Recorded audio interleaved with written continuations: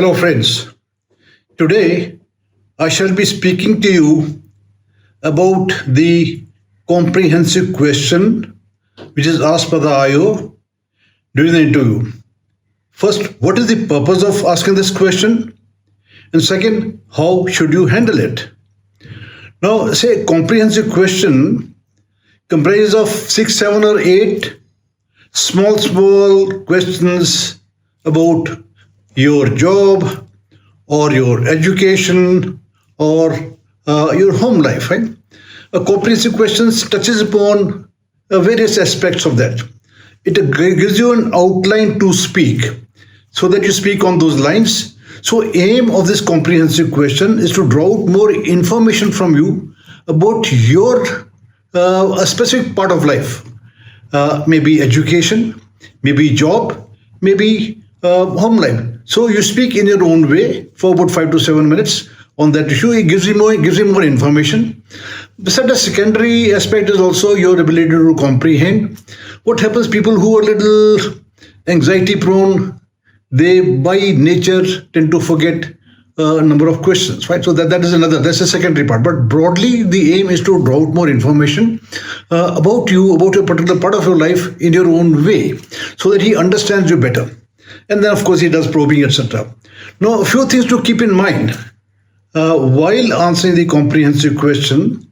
One is to listen carefully without any anxiety. Be comfortable, listen carefully and answer in your own way. So अगर 6-7 पूछे हैं, 8 पूछे हैं, तो उससे 5-6 तो आ जाएंगे ना. So you may miss 1 or 2, doesn't matter. You'll be able to answer at least 60-70% of that. That's fair enough. I mean, IO may ask you more questions if you feel like he may not. You may get the information that he wants. So that is one thing. So don't get too hassled up. I must be able to answer all, but try and answer all. That's one. Sequence, not really very, very important, but if you think of it, the questions are built logically. If you're talking of your education, you'll talk of your school, college, subjects, marks, the method of studying, maybe then other activities, sports, co-curricular, then your teachers, friends, so they're logically built. So logically, it should follow the same sequence, but nahi bhi hota hai, so it doesn't matter. Fine. Try and give as much information as you can. Second thing is, now a comprehensive question may comprise of 7-8 questions. You may miss 1 or 2, don't matter. Sequence, not really essential. Then the time taken to speak. When an IO asks you a comprehensive question, asks you 6, 7, 8 questions, and depending on the IO's way of speaking, some people may ask you, they take the time taken to ask a question, maybe 50 seconds, 1 minute, maybe minute and plus one. So हर एक अपना अपना तरीका होता बोलने का. So you to understand that and speak of all the things that is asked. So your time may expand to about 6 to 8 minutes. 5, 6, 7, 8 minutes. We were touching upon of each and everything that is asked in your own way. So that's one important thing. Then the other thing to keep in mind is not speak too much, not speak too less. Some people tend to speak more. When they speak more, they give a lot of unnecessary details. They come into storytelling mode. They beat around the bush. They become very verbose. So all that is not a good way of expressing.